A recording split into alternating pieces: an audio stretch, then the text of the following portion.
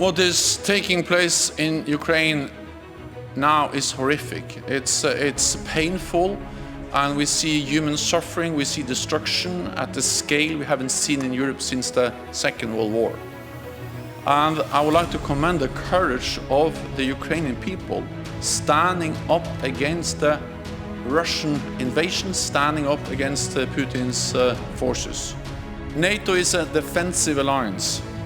Our core task is to keep our 30 nations safe. We are not part of this conflict, and we have a responsibility to ensure it does not escalate and spread beyond Ukraine, because that would be even more devastating and more dangerous. We have made it clear that we are not going to move into Ukraine, neither on the ground or in the Ukrainian airspace. And of course, the only way to implement a no-fly zone is to send NATO planes, fighter planes, into Ukrainian airspace, and then impose that no-fly zone by shooting down Russian planes. And our assessment is that we understand the desperation, but we also believe that if we did that, we'll end up with something that could end in a full-fledged war in Europe, involving many more countries and causing much more human suffering. We'll deepen our support for Ukraine's brave defenders and for the Ukrainian civilians suffering as a result of the deepening humanitarian crisis.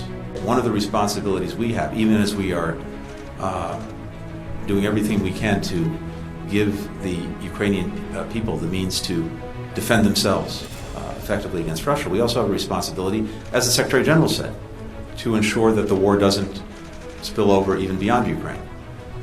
And again, because I think he put it so well, as he noted, the only way to actually implement something like a no-fly zone is to send NATO planes into Ukrainian airspace and to shoot down Russian planes, and that could lead to a full-fledged war in Europe. President Biden has been clear that we are not going to get into a war with Russia, but we are going to tremendous lengths with allies and partners to provide Ukrainians with the means to effectively defend themselves.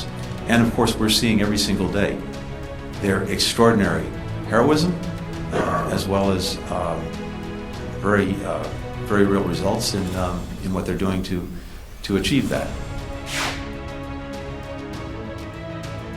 Сьогодні відбувся саміт НАТО. Слабкий саміт, розгублений саміт.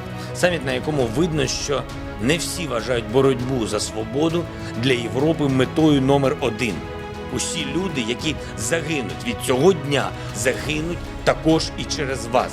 Через вашу слабкість, через вашу роз'єднаність. Сьогодні керівництво Альянсу дало зелене світло для подальшого бомбардування українських міст та сел. Відмовившись зробити безпольотну зону. Ви могли закрити небо, але я не знаю, кого ви можете захистити і чи здатні захистити ви свої країни, країни Альянсу.